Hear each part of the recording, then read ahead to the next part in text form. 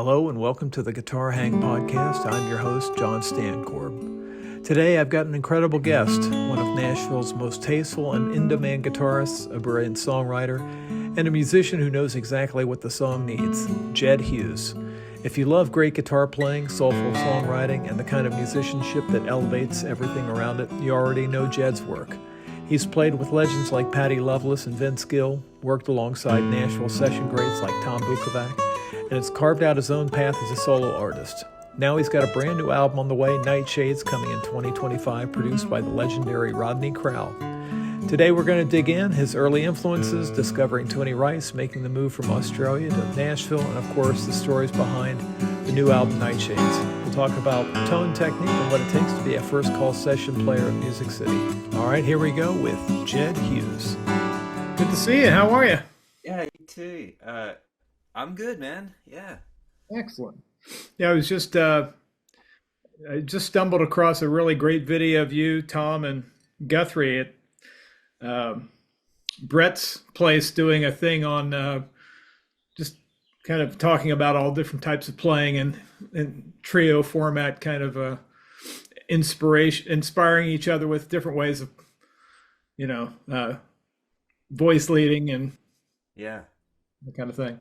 Yeah, it's fun, man.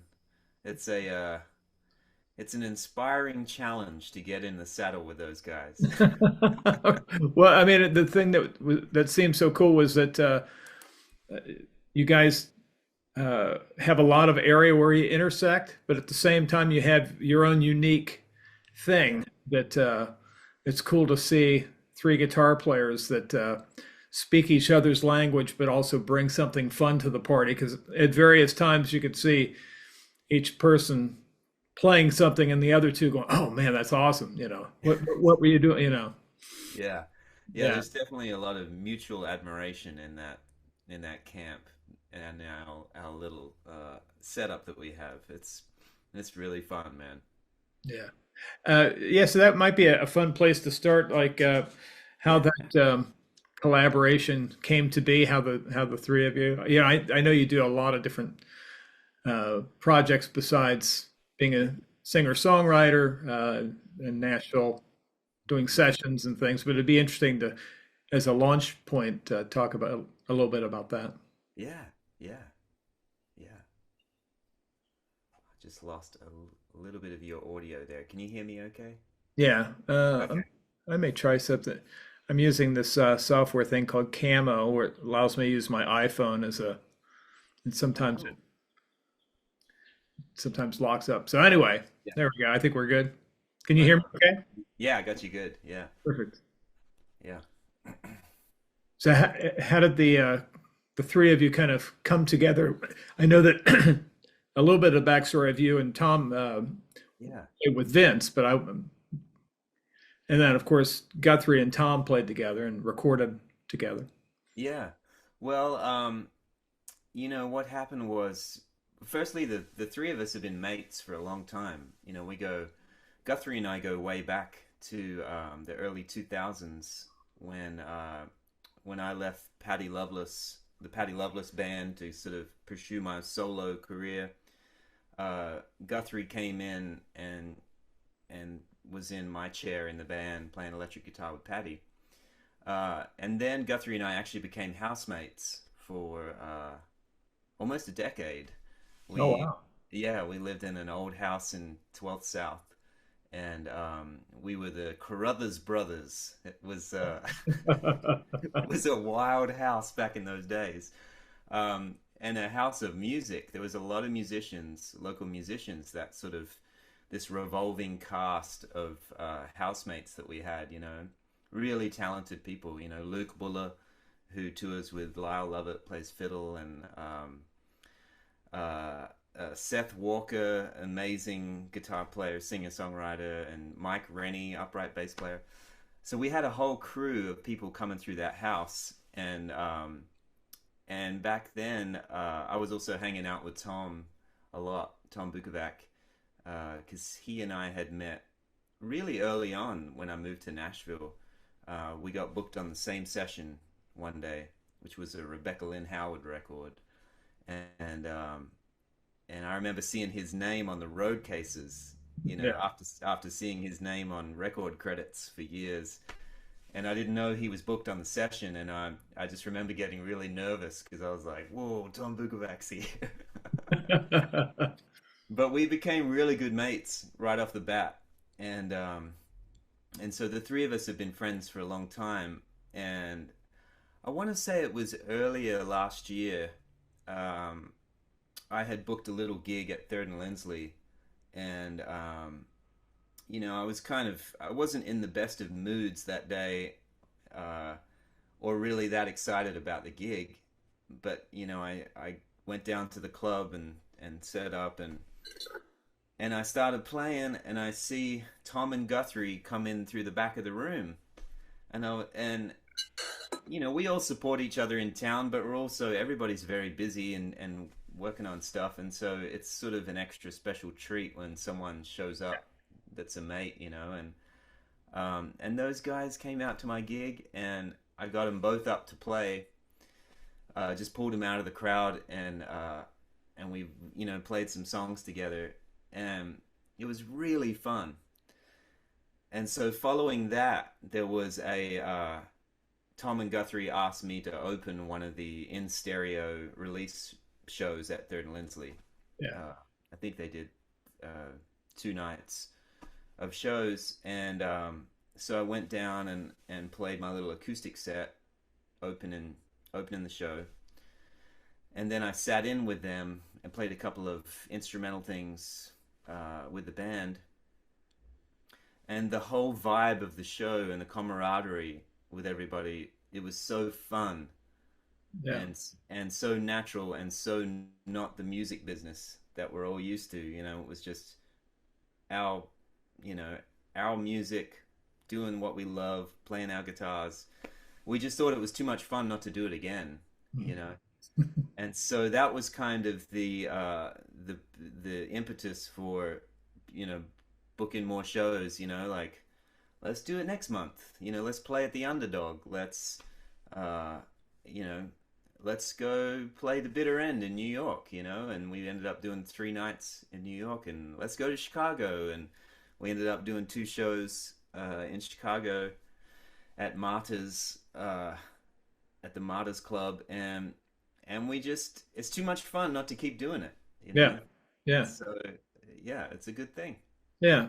It seems like there are these little pockets of uh, boutique experiences that happen organically, maybe on a video, and then some local shows come out of it, and then as there's wherever town that might be, whether it's Atlanta, Nashville, Dallas, whatever, and then it's so much fun. It's like, well, how can we? And there's support for it thanks to the internet, and people checking it out on YouTube, Yeah. and folks start doing that. They'll take it to another city, and the thing that it's so much fun, and it's so contagious for the fans. I think initially everybody loves the players, but they love the chemistry within the group. There's something very palpable about that. And when I was watching that video, it seemed like the three of you have known each other forever, and there's such love and warmth, and it just brings out the best in your playing abilities. And it also, there were moments I could see this look of, oh wow, I didn't know. Oh, play that again. That's something I want to add to my Yeah. arsenal. So it's real. Yeah. I think that's what's so engaging, is that the fans have bought into the three of you already, and they like the chemistry, and they know the Uh, music's going to be great, but there's a very palpable vibe. yeah, I think everybody wins in that situation when something is born out of pure love from a pure place, um, without any kind of preconceived notions. It seems to resonate with people. It seems like people really connect with it because it is, such a natural thing, which is cool. Yeah, the when you first uh, when you're younger and you're coming to Nashville, and it's a dream, you're not exactly prepared for all the things that are going to open to you. You might, it seems like when you're young, you have an idea of what it might be. And then what it becomes is something completely uh, even more exciting and more dynamic, just Yeah. because there's so many different options to you. You start playing with different pockets of people. So whether it be Rodney Crowell or Yeah. Patty Loveless or Vince or whatever, it Yeah. just leads you down and you look back and it's like this amazing mosaic of things that you couldn't have Yeah. imagined what it would be when you were starting out as a kid, just thinking, I just want to get to Nashville. Yeah. Well, yeah, definitely. This is an amazing town for magic. Like um if this, Nashville really, it can be, a bridge to these amazing musical worlds. If you come here, with the right intention, and if you stay true to the passion of the music, I think that is what connects the dots between uh, between artists that are really, you named Rodney Crowell and Patty Loveless and Vince Gill.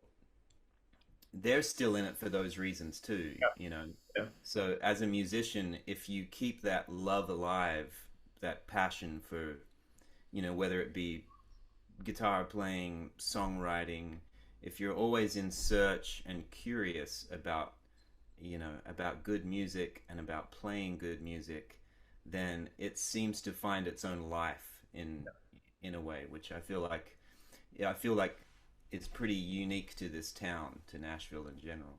Yeah.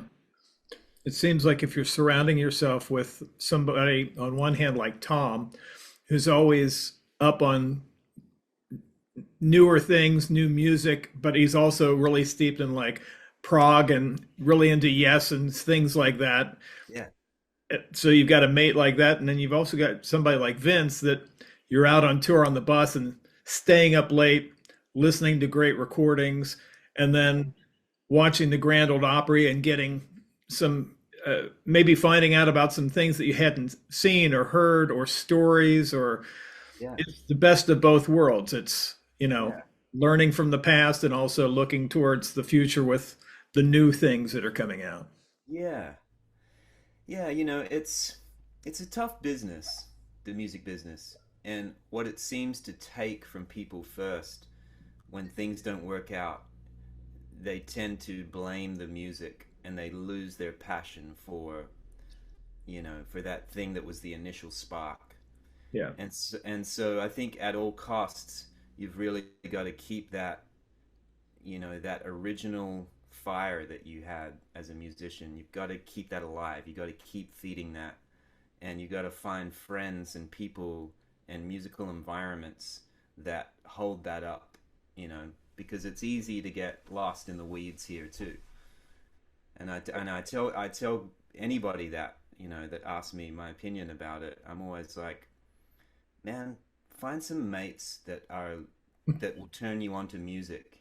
Find some friends that are still like, looking for something cool, or like, something as simple as turning somebody onto a piece of music Yeah.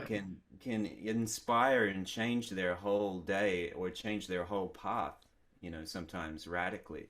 And so I feel like that's a really important part of being a musician here, and not letting the business take that from you. Yeah. Yeah, exactly. I've had conversations recently because I have the distinct pleasure of doing this kind of thing.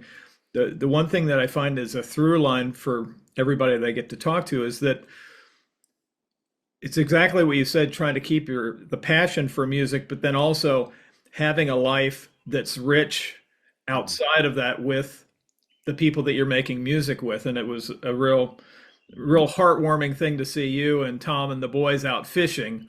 And I thought Yeah, that was a really cool thing yeah, to have. It's I think Jim Hall said it, best when you're trying to become a musician, it's very easy to be thinking about arpeggios and scales and 2-5-1 licks and, exactly.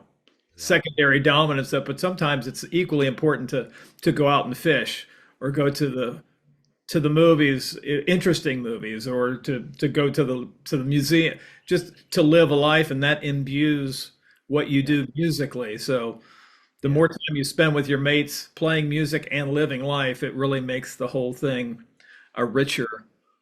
yeah. So I was very It's touched by the seeing you with the fish on Instagram with yeah. Well, I don't normally catch that many fish, let me say that. yeah, We had a very good fishing guide the other day. But it is important, I mean, it's the most important thing really yeah, is to not let the musical life define your happiness or your life in general at all.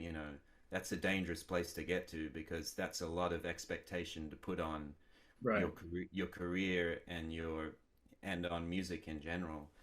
So, fortunately for me, like having kids, uh, you know, really, I really pulled me. I mean, I'm guilty of that. I'm certainly guilty of like putting all my eggs in that basket of like life, happiness, and joy has to all come from this one place, music. And when it doesn't work out, it must be because of that. right. I certainly operated that way for a long time. But being able to be a dad and have a family and a very supportive wife and just a lot of amazing things in my life outside of music, it really, uh, it really saves me from going to that place, and life is much richer and even more so with your mates, with Tom, getting to do, our boys are similar in age and Yeah, getting to do something like that, you know, later on in life is it's amazing. yeah, yeah. That, and I think that what you're describing also is something that helps. It's the fuel and the inspiration for your songwriting. The Yeah, things that being a parent, being a husband, being a friend, having family, losing family, yeah, uh, some of the difficulties that we all face and uncertain times. yeah, It's got to be great inspiration for writing music, and I would think that's also something that you balance. The songwriter side of you as well as the guitar playing side of you is. So I'd be yeah, interested to hear who you draw your influences from, or what do you draw influences from in your songwriting, and how do those things come alive? yeah. Um, well, the songwriting thing is, it's it's like an undefinable sort of world because you know you can sit down and say I'm going to spend these next 3 hours writing a song, and you could spend 3 hours staring out the window, Yeah, or you could be about to fall asleep at 10 o'clock at night, dog tired, and some little light bulb goes off in your brain and says you have to get up and write this down, right. or it's not going to be there when you wake up. Uh, which happens a lot to me, which is really annoying. But if I don't acknowledge it in the moment, it does slip away. But creativity in general, I feel like is fed by life and trying to stay fluid and not, I try not to control anything as much as I can. I try to just sort of get on the wave and ride it as far as it will go, in any direction, in all directions. Um, so the guitar playing thing and the songwriting thing, I'm actually always thinking about songwriting or melody when I'm playing guitar anyway, because Mhm. I sort of feel like I'm always searching in what I'm doing and in my playing. I'm trying to always find something new. I feel like if it's new and exciting to me, in a it'll resonate out there in the world too. So, I was telling Brett Papa this the other day. I was like, you know, I love playing guitar, but really I just play guitar like a frustrated songwriter. Because every time I sit down, even if I'm noodling around, I'm still trying to write a song. I'm still trying to find a melody or a riff, something that eventually points to creating a piece of music. Um, so for me, it's all one and the same. And even in the session chair, when I'm doing that with other people and for other people for their projects, um, I'm always trying to create something that's unique or that's interesting inside of the track, even though the sort of structure of the song is already there and the chord changes and things.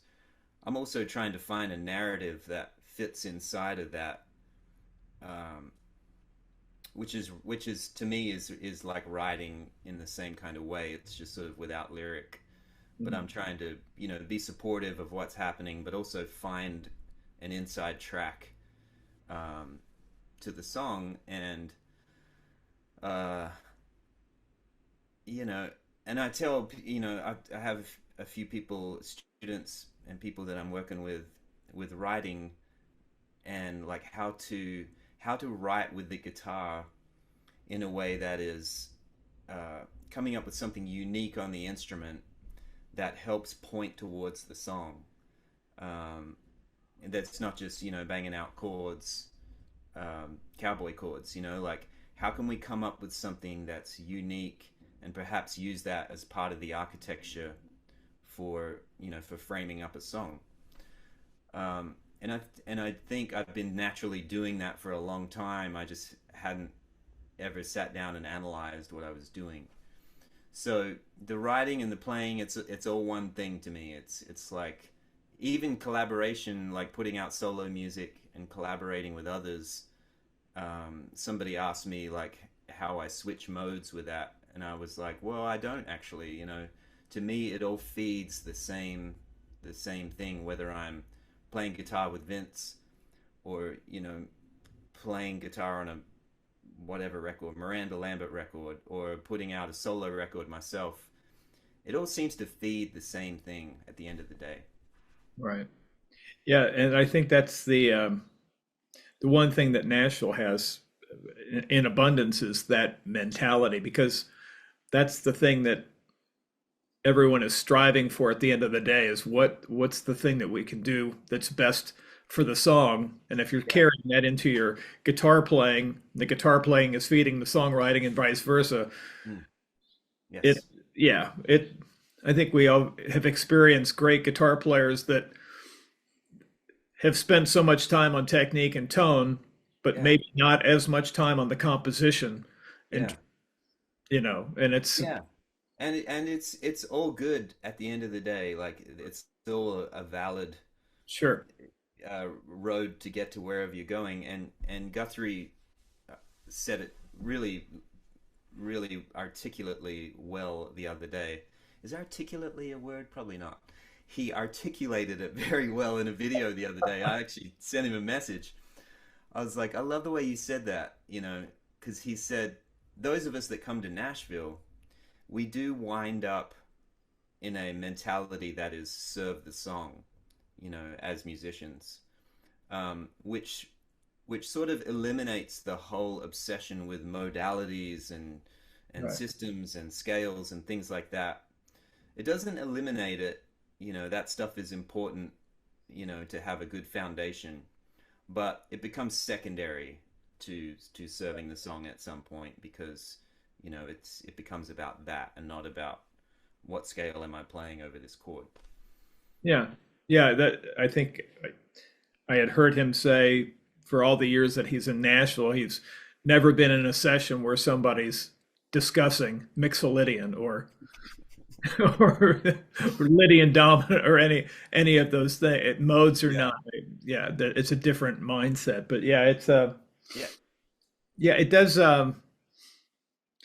help us as musicians when we are if you're a guitar player, bass player, drummer, when you remove yourself from what you think you might be responsible for and get into other areas. I recently was I'm a huge David Gilmour fan and yeah, was listening to them talk about making the most recent album, and the producer of the album decided that he wanted to give lyrics to everybody that was on the tracking date. It was Steve Gadd and some other folks.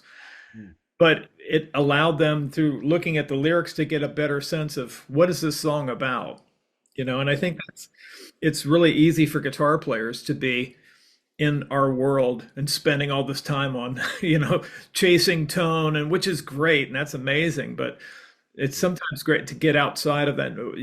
What other avenues can I Yeah. investigate, whether it's lyrically or compositionally or listening to, and hopefully this is a nice segue. I'm kind of curious, what things would your fans be surprised that you draw inspiration from musically that might seem outside of Mm. their Yeah. expectations?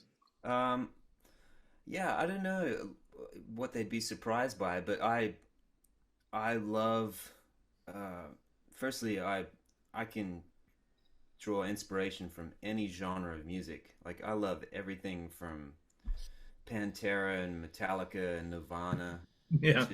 to Bill Monroe and Hank Williams and Flat and Scruggs.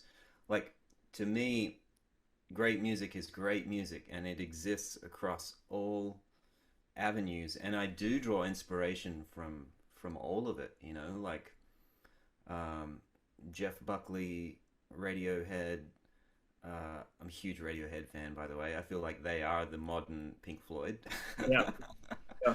in a way, or a continuation of that work. Um, but then last night my wife and I went to the Opry, and we saw um, all kinds of '90s country singers that I grew up listening to. Trisha Yearwood and um, Reba McEntire and Vince Gill and Clint Black and all this music that was also in my house, via my parents' love for country music. So, it comes from everywhere, and I get down. Usually, what happens with me is I'll get a curiosity about something, and I'll take a deep dive real quick and find out all I can about it, and so like I'm reading a book about Randy Newman right now and his career because I'm really fascinated with his writing and the way he's able to so uniquely deliver a story and like develop these characters into the story that seem to resonate with everybody. Yeah. And I first heard him through a kids movie, through Toy Story. Right. And I was like, what is this great voice? And like, what is this song? And why do I love it? And so, you know, it comes from everywhere. And, there are certain things that I stay connected to more regularly than others, that I come back to. Um, like last night, my wife was asking me about Marty Stewart, and I was like, oh, I mean, when I was 15, I had the tempted cassette tape with Marty in a nudie suit playing Clarence White's Telecaster, and I just thought that is what I want to do. And I've been a massive fan, followed every record he's made, um, and I go back to those records all the time because I love the recorded sound of his guitar and those songs and the way he combined bluegrass elements with country elements. And same with Ricky Skaggs, from that era also. Yeah. Um, and so I jump around a lot, Mhm. stylistically. There's just all kinds of things that resonate with me at different times for different reasons. And like somebody said they're going to see Metallica here next month, and I was like, oh, I would love to go see that. Like, I didn't even know they were coming to town. How can I get tickets? And then we're also going to see Paul Simon at the Ryman when he comes, this year. So, a long answer to a short question. I love it all, and I I draw inspiration from all angles. Yeah. And when you were when you're coming up as a kid in Australia, did you have friends that were also playing that were inspired? Was it done in isolation as far as, when you're first being exposed to country music, playing guitar? Yeah. I there weren't a lot of kids that were into it to the degree that I was, and I lived in a pretty isolated, small country town. About 800 people on the edge of the South Australian, desert, really. Um, but my parents, I was lucky to have incredibly supportive parents that really acknowledged my passion for music early on, and so they figured out how to order CDs and keep fresh music coming into the house to kind of keep my curiosity, alive. Um, which is I'm very lucky in that respect, having supportive parents and I thank them periodically for that because it is important. And they're nowadays there's the internet, which is incredible. You can click on YouTube and you can find all the information you need really. But as a kid in the late '80s and early mid '90s and even late '90s, there wasn't that. So you had to really, finding a CD that you had read about in a magazine in a store was like finding gold. Right. Like I remember finding some Buck Owens CDs in this little country town in New South Wales when I was 15, and I just thought, I found it Right. The in gold the ticket. store. Like, look, everybody, Buck Owens live at Carnegie Hall. Uh, yeah, so it's it was tricky, but I was lucky. Yeah. Yeah.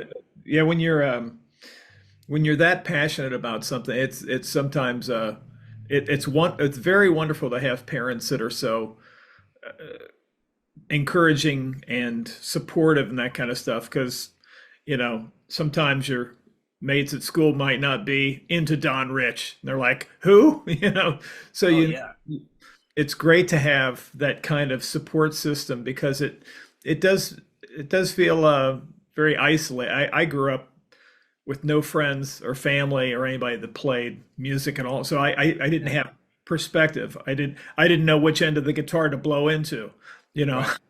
I was just and tuning a guitar and all that. So it's later on I found friends at local music stores and that kind of stuff. But in the Yeah, beginning, it's in that it does seem prehistoric to think, we came up in a time pre-internet, pre-YouTube, yeah, pre-tablature, you know, dropping the needle on a record or listening yeah, to a cassette and trying to suss it out, or having a cassette player that played a little bit slow.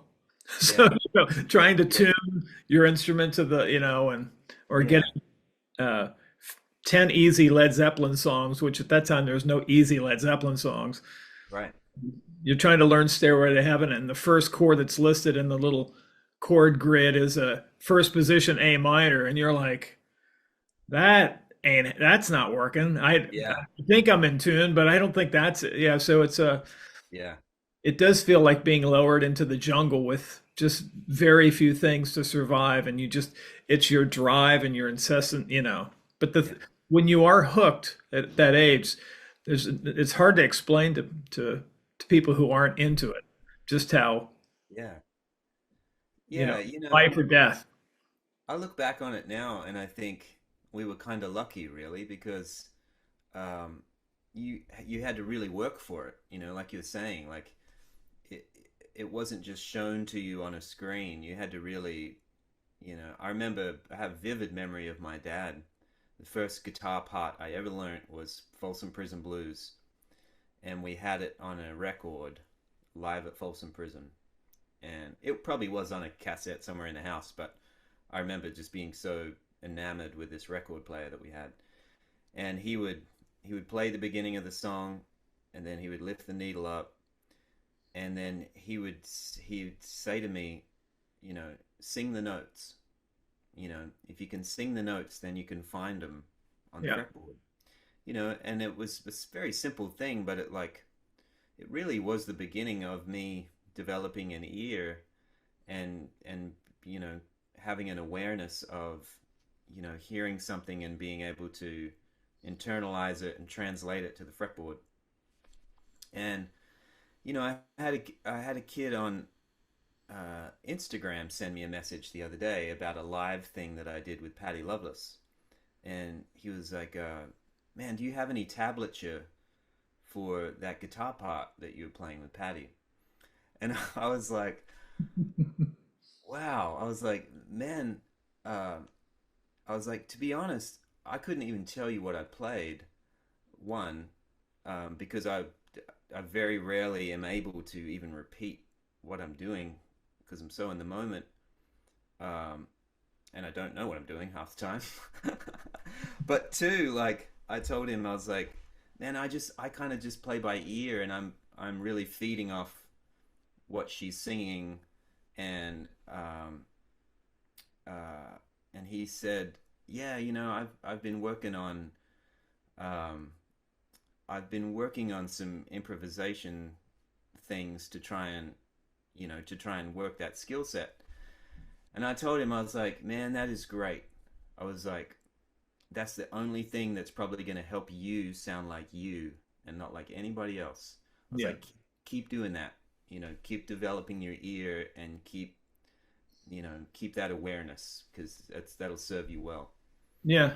And when you're figuring out things on your own, even if you don't get there, you can take things. I mean, some of the coolest riffs that we enjoy are failed attempts at playing something else, or they came Yeah. about Well, as that's it. That's it. And I feel like what happens is, I think it's great not being able to figure things out note for note. Maybe you're close, but you figure out your own way, and that eventually feeds into your developing your own sound and style down the road anyway. And that's another conversation that Guthrie and I have had, and other close friends in town, Rob McNally and mates of mine. Like, uh, it's the not getting it right that kind of leads you to developing your own sensibility and your own way around, specifically the guitar, uh, around what you're doing, which eventually gives you your own voice, which really, I mean, commercial music and things like that, there's certainly two different modalities. As a working musician, there is that of like the shows where you have to repeat what's on a record every night. There's always been that. And then there are these, there's the artist driven camp of being able to perform in the moment, with people like Vince Gill, Rodney Crowell, where they want you to be you in the moment. They don't want they don't need the record live. They're much more interested in what can happen in the moment that's original to the moment and the performance. yeah. And so developing that sensibility and style and freedom and being able to improvise and being able to let go in the moment and not get caught up in any of the mental conversations of modalities and scales and things like that. Just being a musician and human in the moment is like, to me, that's why I got into music. Right. Yeah, I think when you're pursuing a coming to Nashville and maybe being playing in sessions, it's anathema to think that you can be yourself because you Right. we all have such great heroes, whether it's Reggie Young or Brent Mason or Yeah. whoever it may be, Yeah.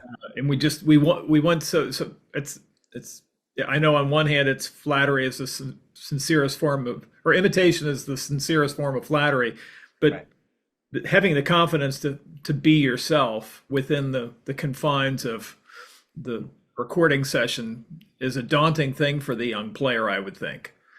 It's still daunting for me. Yeah. Like, I find myself in the moments where I'm out on the edge, on the ledge, and just about to fall off the mountain on a recording session because I'm just trying to create something in the moment, and I fall off all the time.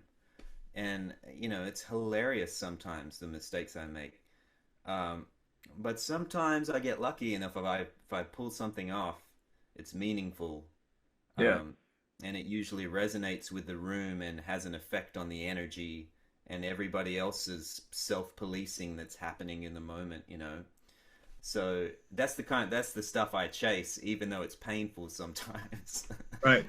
To put yourself out there like that, you know, like I have physical reactions to it, you know, like sometimes I'm like I can feel my heart is racing, Right. trying to go for something to create some energy inside of a performance in a track, you know, and I think to myself, I'm like, why do I do that to myself, you know?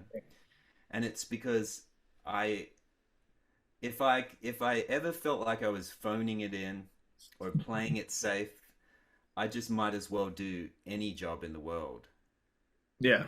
at that point, you know, like that's not why you know, I keep telling myself this. I'm like, it's okay. Like this is the right path. Yeah. Even though it's Right. scaring the shit out of me right now. It's okay. Yeah. Yeah, yeah. Within that video I was watching, there was one moment when you were talking about that kind of thing where you're trying to create something or find something that is leading you into deeper waters that you're not, and you're trying to set yourself up for something interesting and exciting. And Guthrie also had mentioned that, you know, there's times when he might learn this cool, you know, half whole step diminished thing, but he learns it as a lick, and as soon as he introduces that into the his improvisation, he knows it's like he can't bring himself to do that because he knows he's just in cutting and pasting the lick in there Mm. rather Yeah. than trying to. So that there is something about that. I think Yeah. maybe that leads into a discussion about when a producer is kind of casting a film for a session. You want to bring in players that bring out the best in it, you know, a rhythm section plus guitar players that are going to feed off of each other and help bring some excitement to a track. Because I think that would be the hard thing in a session environment is to not make it all just be like this. You know, you want to bring something to it where the players are encouraging each other and let. Yeah. Yeah. You know, I feel like the really good producers here, they do consider casting in that way, like a director would cast a movie, you know, like um, what is the overall picture of these songs and this project? You know, what's at the heart of it? Which you know, which musical characters can I weave into this, you know, giant narrative that you know that will uh, have a musical conversation that resonates, you know, with these songs and with this production. You know, who are the right guys? You know, who comes from this place? Who comes from that place? Uh, you know, how will it affect the overall picture and energy of the project? I mean, casting is everything. I think Yeah, when it comes to record making. yeah. I don't know if Tom does this, but he strikes me from what I know about watching his videos that he's incredibly bright, but also very observant to little minutia. He strikes me as somebody that would, Mm. if he's not already doing a lot of producing, that would fit that capacity as, you Yeah, know, session musician producer. He yeah, seems very in tune with. yeah. Oh, Okay. he has brilliant ears, man. I mean, he's one of the greatest musical minds to ever come to this town, I think, you know. Yeah. Um, he just yeah, he just has such a he's able to play and operate and listen to the whole thing that's happening and be able to help point, you know, point people in chordal directions and in rhythmic places that ultimately serve the song. You know, he's able to do it all in real time, which is amazing. I mean that skill set is extremely rare. I feel like, you know, oftentimes if I'm producing something, you know, it helps to have somebody else playing guitar to me because I'm so hyper focused on the whole picture, and for me to be playing and performing in the moment and to be aware of what's happening in the band takes so much mental bandwidth, you know, that it's like, you know, it helps me to have somebody else kind of helping do that while I'm listening. But he's able to do it all, in one continuous thing. It's like it's amazing. Yeah. Even in that video, it's kind of funny because the three of you are sharing stuff and playing, but he seems to be aware of the whole room and the cameras that are going. And hey, why don't we try this? And what, he seems to be like the moderator of the thing. So he Yeah. seems very in tune with his surroundings, and Yeah. that's the kind of thing you want in a producer. But I'm kind of curious if there's other. Um, I think there's many of the legends that we're aware of that you've played with, or any other folks that have kind of helped mentor your career along the way, or that were very impactful to you as a. Yeah, I mean, yeah, there've been a lot of folks like Frank Liddell is a producer in town that is really unique to me because he doesn't come from a musical dialogue production standpoint. He comes from this other place of like um, communication that is uh, less technically driven and more about the feel of what's happening. And I love that. I learn something every time I work with him by the way he communicates with people because it just gives you a different perspective on what's happening. And what ultimately happens is the picture, like, even if he can't explain exactly what he wants, I feel like we do end up getting somewhere that that is what he's looking for because of the way he's able to communicate in a non-technical way. And on the other side of the coin, there's somebody like Dan Huff who is like able to articulate every on any instrument in the room exactly what he's looking for on a track. Um, People that have been inspiring to me, like Jay Joyce, has been a massive. Um, when I first met Jay and worked with him, it changed my whole mindset of the possibilities in the recording studio. Um, because he was coming at it from such a radically different stylistic place and angle than anybody and than any other producer in town. It was very punk rock and very like rock in general, but also like wildly creative. Like triggering effects in real time on a session on different instruments. Like triggering crazy reverbs or like reverse delays on people while they're playing on tracking and like them not knowing, and then like somebody like you hear yourself do something and you're like, well, I didn't just turn on a pedal, like what was that?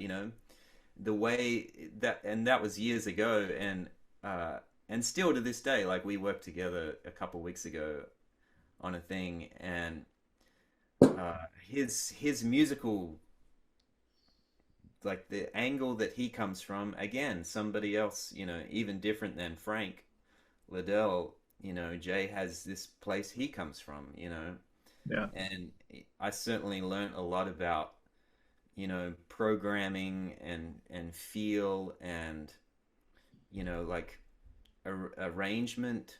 His sense of arrangement was like really different than anybody else, and I really loved the freewheeling attitude that he had to recording and creating. And there've been a handful of people in town that have really, you talked about earlier about arriving to Nashville and not knowing, what's going to happen next, who you're going to connect with, or where the road's going to go. you know Certainly meeting him was like a whole other world. Yeah. I wasn't aware of and wouldn't have been aware of had I not come here. Yeah. Yeah. The that what you're describing kind of reminds me of Nigel Godrich from Radiohead, that Yeah, controlling things in real time and yeah, experimenting with. That's a really exciting dynamic because it. yeah, yeah. And it is like the fifth Beatle, in the studio environment. It's like the guy that's, he's taking what's happening in real time and is able to modify it and manipulate it in a way that is like so creative. Yeah. Um, yeah, he's just, I mean, Jay Joyce, he's brilliant, man. He is just absolutely brilliant. Yeah. Yeah. Is that you've been producing? Is that something that you're moving into more of, or do you? Is it a fine balance between producing and working on your solo albums and doing session work, or are you leaning one direction more than Yeah, others these days? I've been leaning into it because it seems to be taking on a natural life. People have been asking me more to produce things and for my sort of input on things. I find that if I'm writing, co-writing, collaborating with somebody, I tend to, once we get into a song and framing something up, I tend to get so much information from that process of what would inform actually recording the song that it becomes like, to me, from years of making demos and building tracks at home and playing different instruments and programming, it just seems to be heading that direction naturally. Like now with the with recording being what it is and the technology being what it is, I try to incorporate as much recording into the writing process as possible Yeah. because it's fun. It's so Yeah. fun. Right. Yeah. Like I just love it, man. Like, you know, I mean, the lyric and the song will always be the to me like the first thing, but the the recording and the creation of a track and of you know a recording of the song is, I love it when it all starts working together, Yeah. so I'm sort of, I am leaning into that more because it's fun, and B, it feels like a natural part of the process nowadays. Right. It's really cool that when I listened to both of the albums. I just did a big listening thing to a lot of different stuff because I just had a big travel thing where I had to drive from Wheeling, West Virginia, and back. But I Yeah, listened to both the albums and I was like, I love the fact that on one hand, with the singer-songwriter side, it's such great tunes and your voice and guitar playing, and then the other one was the more experimental and there was more ear candy and things, and I was like, it's rare when I get to experience that in the same artist, and I think that's, I would love to hear more of that kind of thing because it's very easy for somebody to fall in love with somebody's voice and their songs, and songs that are more straight ahead, yeah, and also hear that side and realize that they can coexist beautifully together and they inform each other, but it's a matter of listening to figure out where that is. Where is that intersect? yeah. I tend to be a fan of those records that are sort of, you know, multiple personalities, sort of sonically records. Um, and I was nervous about, like, the record West that I made was kind of the first record where I just let myself have no preconceived notions of how people were going to experience the music. I was just going to create it and let it be. And my wife, who has impeccable taste in music, like, and she's turned me on to so much cool stuff. Um, uh, she was like, "It's okay, like it's okay to have a track that is just guitar and singing, and then have this, you know, somewhat crazy synthy experience um, on the same album, And I was like, yeah, okay. I mean, uh, I have to be okay with that because it's just what I do, and it's just what I like and what I'm into, and um, you know, there's no reason to really self-police myself creatively Right, in right. that process. I just gotta like put it all out there. It's okay, it's okay. So yeah, I'm good enough, I'm smart enough, and doggone it, people like me. What movie was that from? It's Saturday Night Live. It was uh, Stuart Smalley or something. It was Yeah, yeah. Al Franken played the guy, like That's a good bit. daily affirmations. I'm good enough. I'm smart enough. And yeah, Gosh darn it, people like me. like me. But yeah, I think a lot of my students will get into certain pop artists or country artists, and as they're learning the songs, they're like, "Well, there's not a lot for me to play here," or it's, "I love the singing on it, but I'm not. There's not much for me to do here." And it's like, why? And they ask the question, "Well, why is this song seem like it's just so featuring the vocal and the lyrics and that?" And I said, "Well, there's a reason that they're trying to just serve up the vocal." And I said, uh, not every artist is like that. There's other artists that will be more experimental, but they retain the core of who they are. But there might be some commercial reasons why the song is stripped down and trying to feature the vocal. And it's great to hear, like you say, multifaceted sides of. I find it great that you're into Radiohead, but you're also into Buck Owens, and you're also into whoever it might Yeah. be, Ralph Stanley. All those things. Our influences, really, it's a great thing to have, And if we can add some new ones in there, I mean, it's Yeah. a smorgasbord. There's nothing wrong with adding something that's a little from left field. Yeah, I don't think so. And, I think I'm looking for new things all the time, and I find new things all the time. And there's so much new music. Um, I feel like Blake Mills is a great example of somebody who has a stylistic DNA with the projects that he works on that is so deeply musical Yeah, and deeply human in the sounds and the way he curates a track sonically, is spectacular. Um, there's so much creativity out there that exists outside of the commercial realm right. that is pushed into our faces from all angles. If you just get off on the side streets and walk out into the woods a bit, you can find just the most amazing Yeah, artists and productions and music. It's everywhere. yeah.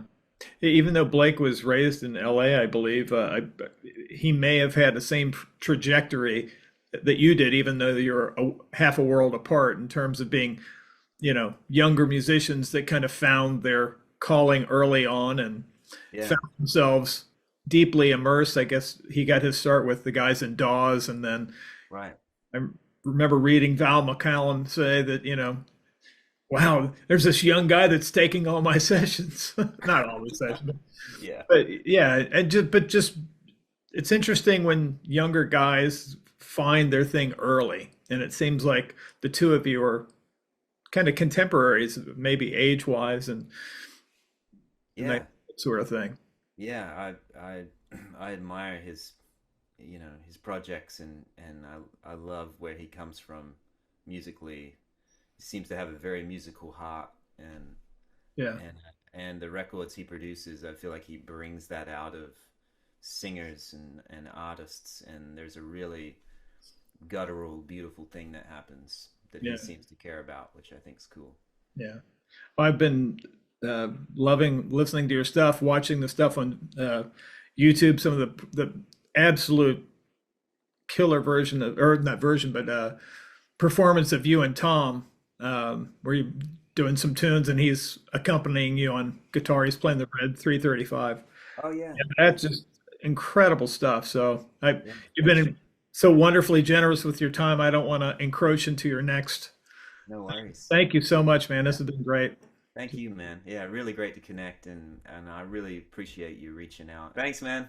All right. Have a great Have a great week. one, John. Yeah, you too. Okay. Bye bye.